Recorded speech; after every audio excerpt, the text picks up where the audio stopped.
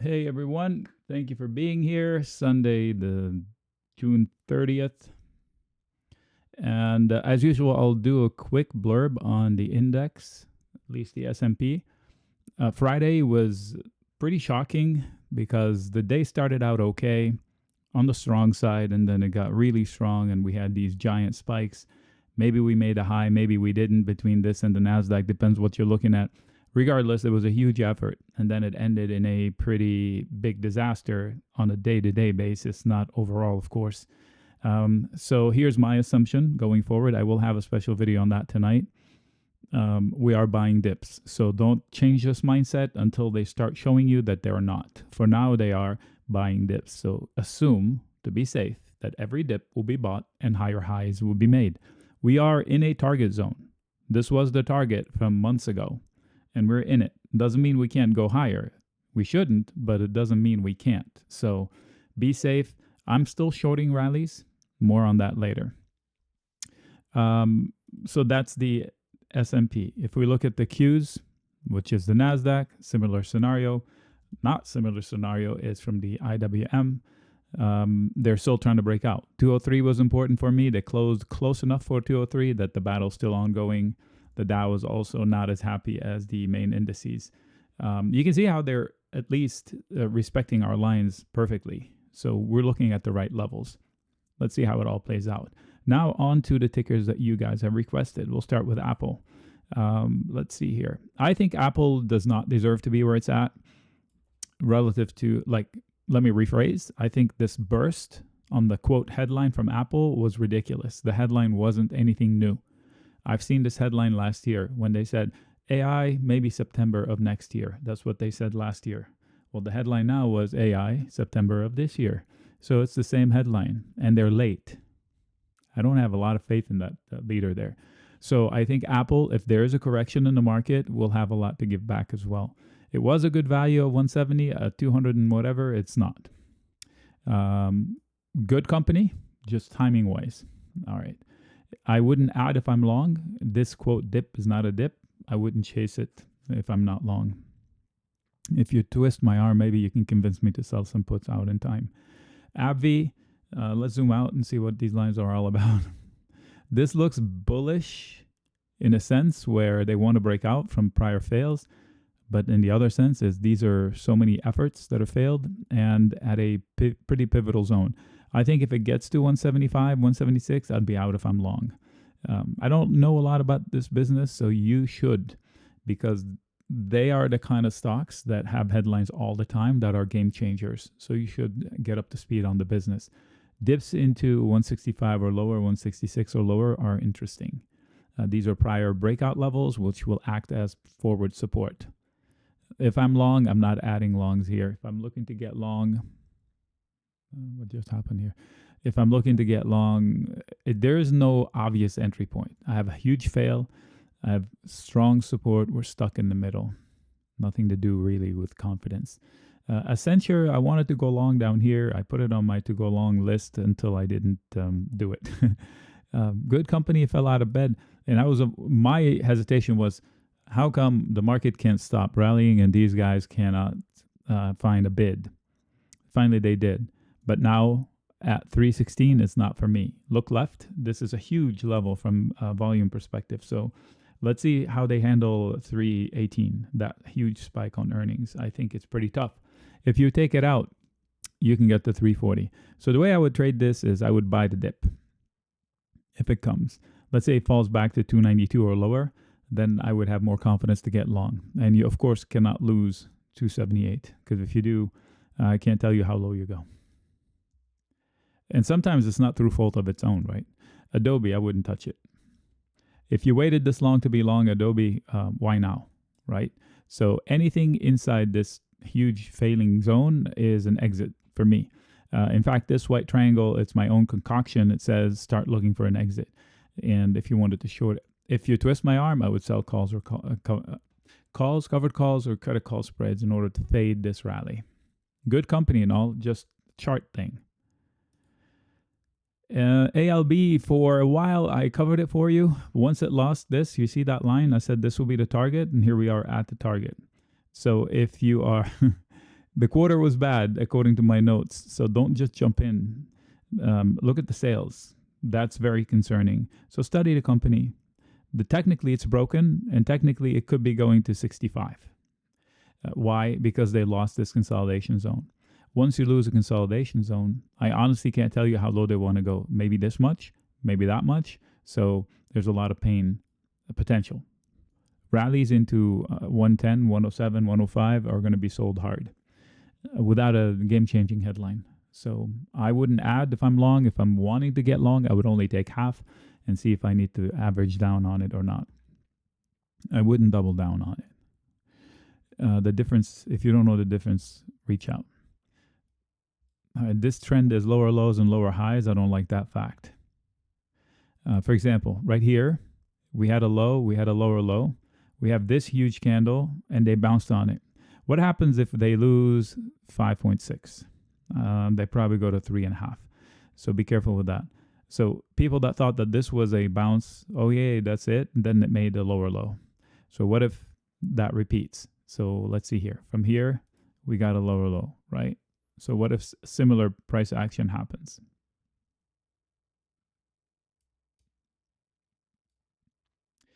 Be careful what you chase.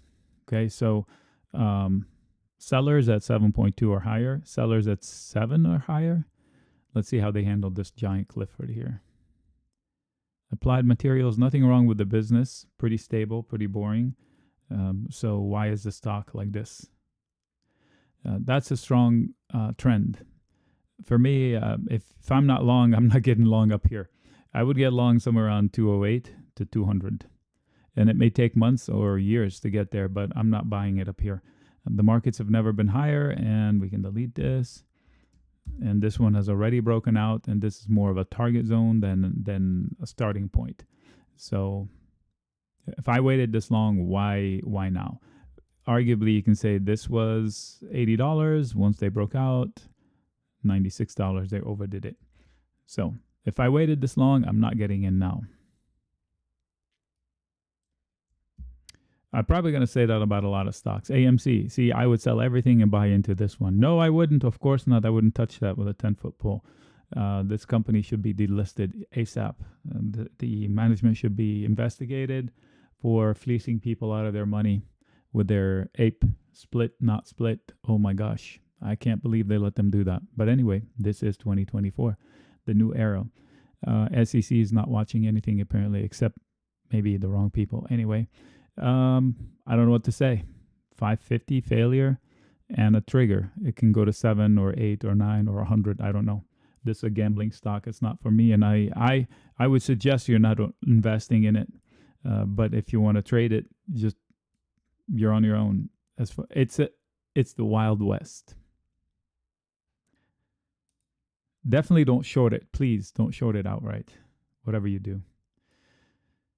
AMD. So what happened to AMD in AI conversation? Are we done with that? Is this a headline that's coming? What's going on, Lisa? The P&L is going backwards. If you look at the bottom right-hand corner of my screen, year-over-year shrinkage, quarter-over-quarter shrinkage, or at least no improvement. If you look at NVIDIA, it's up and away. So what's going on with this one? Is this the real loser? I mean, Intel lost already. This one we thought was winning with NVIDIA, but apparently it isn't. So Lisa Su needs to come out with a headline. Now, technically speaking, you do have 168, 167, a huge selling zone, but that would be the catalyst to get you back to 180. And you have a hard buyers at 154 and 148. So, but here's the problem. I think if they lose 153, they go to 140 or lower. And if they lose 140, I have no idea where they go. Actually, I do, but I'm not going to say it. So those are two big ifs. There's no reason for it to go there alone. But let's say the market has a hiccup.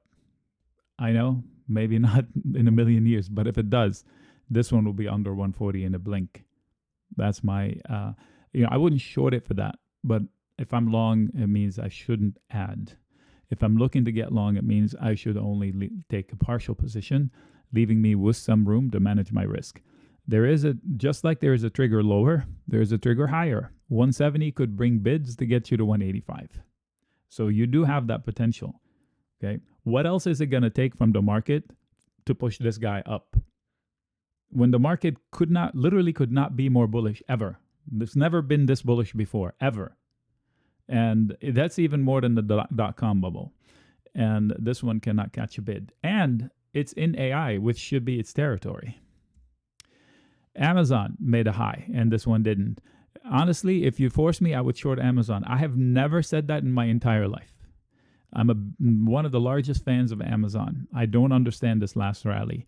Is it because the people think that they're off the hook with Rivian? I have no idea what's going on. And if it is because they started a thing to compete with Temu, oh my God, is that a reason to short? First of all, it's like a champion worrying about a starter, like the little league. Okay? That tells me that Temu is hitting them where it counts. I can tell you in my house, half my house uses Temu. I don't. And they must be feeling the pinch from Temu. Since when is it a good thing to lower your bar and compete with the smallest competitor that's trying to come out? That is a scary thing for Amazon. If this is what they're celebrating, I think that's reason to short. I don't know what the spike is all about. I don't listen to the news, but I've heard, oh, they're opening a cheap marketplace. First of all, Amazon's cheap already. What do you mean cheap marketplace? Amazon is where I go for cheap. And so the fact that they're opening a new marketplace to compete with junk, that new person in Amazon needs to prove himself to me. So now I have a big question mark at these levels from Amazon. Great company so far. I don't like this headline. I don't know if it is a headline, but if it is, I can say confidently this here is not a good starting point for Amazon. I bet you anything I will get better entry points. ANET. Gosh, I'm sick of myself saying the same thing. Load up, all in. I don't know what you're asking at these levels. You want to go long? Go ahead. If you're a momentum trader, you can buy here and sell higher. Go for it. If you're an investor and just now you feel compelled to own it, beautiful P&L. We bought the dip many times before. Every dip is buyable. Not very liquid on options, so it makes it difficult. Look at this P&L. It's so beautiful, it looks fake. It isn't, of course. So I love the stock, the company, the stock, not so much at these levels. Not so much at these levels. I mean, why now? Just tell me. Convince me. Reach out and let me know. Why now? Air Products. Falling into a support zone. I think the zone extends to 248. So they're selling rallies. You might drift into 248. So if you're looking to go long, you might have more downside. In fact, this red W says you can go to 240. Target 1 has been reached just now. And if they sell one more rally, you will end up below 245. So patience maybe. Patience. See the volume gap? So if they lose these two candles, how about I tell you, I'm confident it's going to go to 253. And if it does, it might drift a little bit lower than that. Selling puts on the way down maybe makes sense if you know the company. Puts to own shares. ARM, you know me, it came out, IPO, bought the shares, it fell, they rallied, I got out, they fell again, bought the dip. We bought this dip, by the way. And then now up here, it's not for me. If I own it, that's great. It's a good company for the future. P&L is really weird, so do your homework. And, it can't be that easy. That's my opinion. So there's a lot of hot air between the base of 127 and where it's at. If they lose 147 for whatever reason, through no fault of its own, it will come down to the low 100s. So not a great starting point. But if I do want to own shares for the super long term and I cannot stop myself from buying them now, I would only buy 10% of what I want to own eventually. ASPN, what is this? Aspen Aerogel. All right, okay, decent P&L, I guess. I honestly don't know what they do, and it's looking precarious. These candles were too quick. There's no volume here, so there might not be support. So if they are selling rallies, I think you're going to find this below 20 soon. There's no need to get involved. This is not a good base, but I don't know what that reason was. Maybe if this was a game changer on the sales side, maybe it can hold half of it, but this looks pretty weak. It's a vulnerability. How about that? Same. excellent P&L. I think the company is respectable. Beast. But you don't build a good base on this one. Hot air like this. I'm tired of saying it, but this is not an obvious entry point. If I'm long and if I wanted to stay long, this is the kind of stock I can sell covered calls on all day. Imagine if you sold covered calls here, you would have made thousands for your 100 shares, thousands per lot. Anyway, long bounce, solid support, but a little bit lower from here. Boeing, I'm long and short, and it's doing very well. Look at this. It traced out the white line perfectly. I don't remember drawing it, but it did. So up here, it's a target zone. Up here is a sell zone. Down here is a buy zone. We're right in the middle. So I would expect sellers above 185. 185 to 187, that's where they've been selling it. Maybe it gets to 188. Now, I'm long by sold puts naked. I'm short by sold calls naked. So I have a short strangle on it, but it's super wide and super profitable. I will be out of this position soon. On the next dip, I will sell puts to own shares. Now, I want to caution, if it ever loses 172, it probably goes to 145, 155, something like that. Huge head and shoulders that has massive downside, $20. So yeah, 158 or lower can be how about this base right here? So 161. And it could come quickly, but we're right in the middle of a super strong range. Hard sellers, hard buyers, stay in the middle. There's no need to add, no need to go long or short. That's why I sold the strangle. Alibaba, I wouldn't touch it. Speaking of Temu, not even with a 10-foot pole. This company is a mystery to me. This was the hardest earning company. What did they do in one quarter? I forget, in sales. On 11/11. Anyway, it outsold Apple at one point. But I don't know the environment in China. Like, I don't know what the Chinese government has planned for this group. So on the chart, you have buyers through 68. You can assume support through 65. If you lose that, you go into the low 60s and high 50s. Above you, they're hard sellers, starting 74, another line at 76. This purple line is a long-term Renko line that I've noticed is an important pivot. Anything above this purple line, to me, looks impossible. So I have a friend of mine who's long this guy, and hopefully he got out. Once they lost 77, that's it. They're selling rallies, and they have support. They better not lose the support. What is this?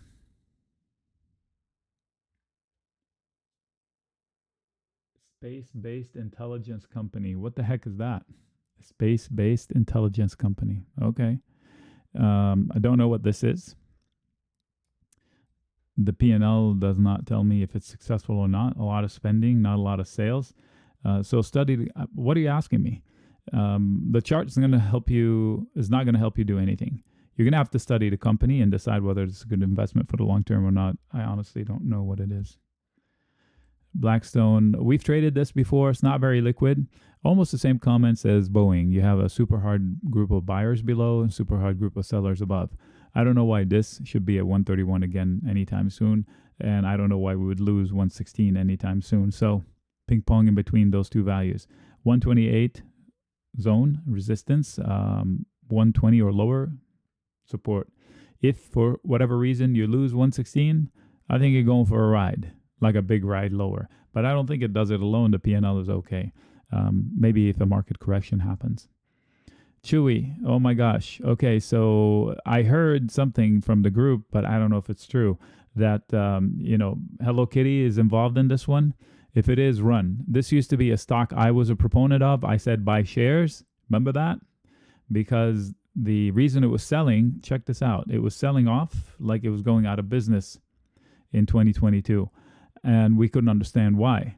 We went long several times, one of which was pretty hard, but it won anyway. So up here, whoever bought it up here, please join the group and let me explain to you how you are just sheep and you are just easy prey for the market makers, and I can fix that in a heartbeat. Just pop into the live room and just ask me, hey, I got stuck in CHWY, help me not get stuck again in anything else like this.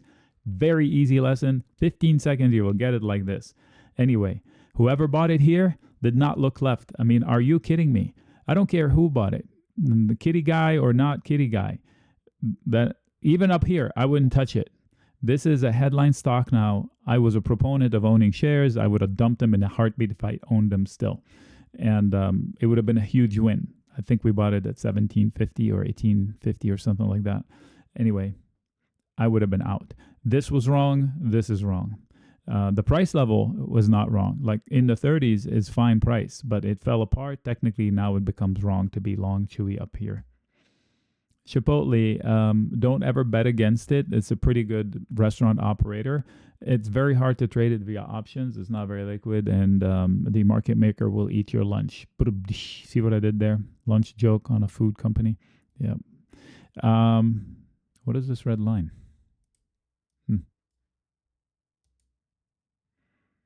Maybe something out of my own concoction here. Anyway, I was playing around with some things. All right. Well, this red line matters. It's the breakout zone. And this red line matters. It's the resistance zone. I wonder if this is my own new thing that I added. Anyway, I haven't tested it yet.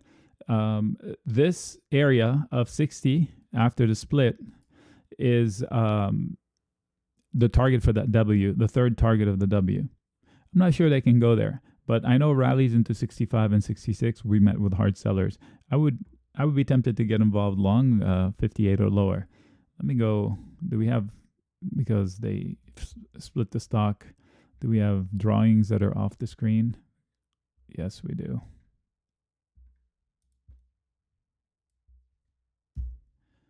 There used to be a time when they fixed that for us. They took out all the drawing and adjusted them for the stock split. Okay, so CHWY, not an obvious entry point, but you do have a lot of resistance and a good amount of support. Costco, you can see it happening, head and shoulders. So it better not lose 840, give or take $1 or $2. If you do, you're going to get to the low 800s, which is a pretty good base, but no volume in between. So that's a weak spot on the chart. Hopefully you understand that. So if we lose this area, you might come down this much. So this will be a target zone. Target and support as well from this area. So I'll put here S. I can also tell you that there's S here as well. S as in support. And there's resistance in here. Goes without saying. But every resistance zone is a reason to break out eventually. Good P&L, not an awesome P&L. Why is the stock going up like it's NVIDIA? I mean, the sales are barely going up. Probably profitability also not very great. But it's a good company. Good flow. This P&L does not match this chart. Do we agree? How many times can we say that? Why is this one looking like this? Let me show you NVIDIA. This is NVIDIA. This is Costco. Okay. The P&L for NVIDIA, look at it down below. Look at how it's mountains above prior P&Ls. Costco, not even close. It is a good P&L, but it's not an awesome P&L. So this is an awesome chart. Those two things don't go hand in hand. That's my personal opinion of just like back of the napkin assessment of levels. Just not a good starting point. CROX. They're buying dips, nice ascending channel, good P&L. See, this P&L deserves the Costco looking chart. Look at it, up and away. They make fun of the shoes, but they're selling like hotcakes, I guarantee you. The breakout is happening from this 128 zone. So if they can hold 128, maybe they can build upon it and get to 180. It just doesn't make for an obvious entry point, man. Look at it. Oh my gosh. Yeah, I wouldn't touch it up here. I think you will have better entry points. If you can believe it, 128.5, 129 is target one of these red W's you see on my screen. Not all of them play out. They're buying dips, so respect the dip buyers. Look, dip bought higher high, dip bought higher high, dip, maybe it gets bought and they get a higher high. but maybe they don't. So the bearish scenario is that this dip, the buy will hit resistance and then curl back down. And if they do, they get down to here. So that is target 1. Target 2 is here. So anywhere below 128, for me, 129 would be a much better entry than up here. If I'm long, I'm not doing anything with it. I sell covered calls. CRISPR, wacky P&L. So this is more about the homework of what the company does. The seesaw makes sense. Look at it. It matches the P&L. Violent stock. They are buying dips. This is a target going into support. So from a trading perspective, you can buy the dip into this thing. From a trading perspective. Where is my...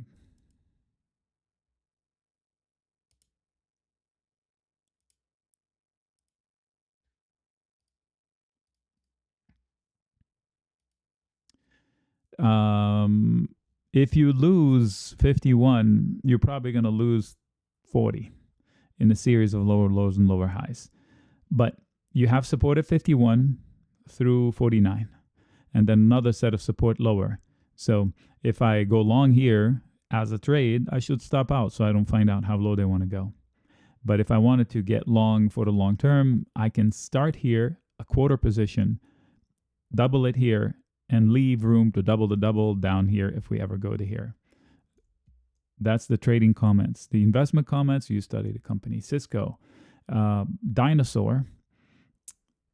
To be honest, they're selling rallies in the descending channel, and support zone is scattered. We have... This is a support zone that must hold. If it doesn't hold, you're going to have a series of lower lows, lower highs carried out a lot forward, challenging the 40 level. I don't think it goes there all by itself. I think it bounces. I think it hits a wall at 50 and then ping pongs between 50 and 45 until the market corrects. And when it corrects, it goes down to 39, 38. So if I'm an investor and I own shares, there's nothing to do. Honestly, if I'm looking to go long, I would take half of a position and add the second half if they fall below 40. Carvana, wouldn't touch it. I don't think this is a viable business the way it's advertised. I mean, they can be a car business company, but not because of a vending machine. I know one person that's done it. That's it. Actually, I know one person whose sister has done it. P&L, not that exciting. Not a disaster, but not great either. They used to have a disaster in the P&L. Let me see if they fixed it. Cash from operations, they used to bleed billions and minus, now they're positive. So now they're no longer needing to borrow to, this is a game changer, by the way. That's a good improvement. So usually in order to get this growth, they had to buy it. They were bleeding cash. And now it looks like they fixed it, at least for now.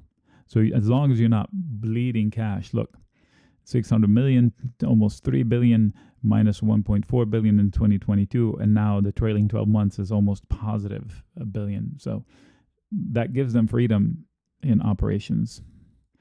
And that's important in a rising rate environment. All right, if I look left, there's this cluster. So this is not a good entry point from that perspective. But this is pretty old. So I don't know how hard they're going to sell it here. They are buying dips, so expect the dip to be bought, and it goes to 160. I wouldn't short it. I just wouldn't touch it for myself. It's just not something I would trade. You either invest in it for the long term, or if you trade it, just join us in the live room. We can come up with some trading ideas. 124 needs to hold. Otherwise, the trading comment would be that it loses another $10. Meanwhile, they're going to try to get to 144. DELL, good business. I personally don't trade it because of the headlines. It's too high for me. It fell on earnings, and everybody said, are you going to buy the dip? And it's like, what dip? It was in the stratosphere, and now it's still in the stratosphere. It's just a little bit lower. And look at this gap in volume below. So I'm going to tell you, there's plenty of support through 116. But if you lose that zone, it's easy to get down to the double digits. If I'm an investor, I would be selling covered calls all day. And if I'm looking to go long, I wouldn't jump all in. This one might. Again, we have a perfect environment for these stocks. The stock market has never been higher, and there is absolutely zero fear out there. Not one person has any worry about anything in this environment, which is a pretty dangerous proposition, don't you think? Okay, so we have a perfect environment. What if it becomes a little bit less than perfect? The appetite just disappears on a dime. Dragonfly Energy, what does it do? Deep cycle lithium ion batteries. Okay, so is this an EV ion battery or not? Because if it is, I don't want any of it. Sales going the wrong way, spending not great. So nothing in the P&L now is inspiring confidence. Therefore, if you lose 80 cents, you're probably going to get to 60 cents. That's also a comment on trading. Sellers above 105. Disney, whoopsies. So Disney needed to hold, first of all, this is a target zone, but they're losing it. So there is a chance they want to get down to 94 and 92 and lower. So I don't know if I would go long with conviction. You do have a buyer at 97 and more buyers below. The hardest buyers are below 93. So on its way down, you could convince me to sell puts to own shares if I'm an investor. If I'm a trader, I'm selling rallies. I think a rally into 102 will be met with heavy selling, and it curls down and it makes a lower low. There is that danger. Again, if you layer on top of it that the market has never been stronger and this guy cannot stop the selling, that's pretty concerning. So there's a chance we do that green thing there. Okay. Political stock, I wouldn't touch it. Technically speaking, if you lose 22.4, you're probably going to do minus 8. I don't know. Let's see here. $30. Yeah. So mathematically, the target doesn't work because it goes to negative values. Clearly, this is you either believe in the company or not. Do you even know what business they're in? I don't. There's no sales, nothing but spending. So please be sure to know what you're doing. If you're trading it, you have sellers at 44, 45, 46, and buyers at 24. And if they don't step up, I don't know how low it goes. I honestly don't, because it has no income. So there's no supporting value from the fundamentals. The zone above 44 to 54 should be impenetrable. But that's a headline stock. There's no reason why it's not 100. You see what I mean? I wouldn't short it. Invest in it or trade it actively in and out with extreme caution. DraftKings. So I warned against losing the support and going to this target. Guess what? Cha-ching. Target met. And I'm not moving after the fact. This was there before. And they tried to recover it and they couldn't. So there is a chance that this repeats itself. This thing here. So there is a chance that the next rally doesn't do as well, and they do this and retest this area. And if you do lose this area, you will end up here. Now, that's not a forecast. That's harder to do than getting to here. There's a lot of support down here, and I should add that. This support zone should hold. So I think 33 is the worst case scenario from the fundamental basis. It's an exciting company to own for the long term. So if somebody invested in it on the way down, I wouldn't add. It's not a bad deal. I just wouldn't add because of external problems. Leave room for error is what I'm saying. Duke Energy, is this what it is? What do they do? Natural gas? Okay. So there's this meme going around that AI is going to make energy companies so awesome. I don't buy it. I'm an electrical engineer, and instinctively this doesn't make sense. Anyway, 102 or higher seems to be difficult, and you better hold this 99. If you lose 99, you're going to 96.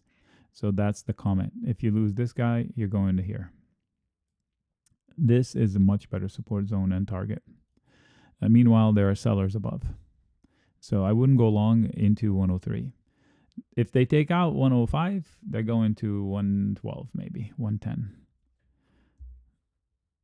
Devon, good business, I guess. Maybe not. The P&L is not inspiring. Good company. I think it has good management. It used to. I haven't kept up with it. 49 to 50 looks impenetrable right now. So if you come up above 48, you can get to 50. I don't think you can get any higher than this. Let me see here what's on the chart. I know I've discussed it with many people. I haven't heard from you in a while, actually. You know who you are. Good base. Anything below 44, strong base. They averted disaster before, so I anticipate them coming back. So this box, I'm going to extend. Support zone. It deserves it. We can delete. Nope. We can delete all of this. Oh, they were selling rallies here. So good support, backup support, and a lot of resistance above. Dexcom. Ooh, okay. So them losing 122 was bad. 120, 122. Now they're vulnerable to finish that orange arrow. Why? Because the rally came too fast and there's no support. They can probably find support around 104, so half this. But now that you should be concerned with taking out 120. Otherwise, below, as long as you're below 116 to 120, there's a massive overhead of resistance. All right, so that ends video 1 of 3.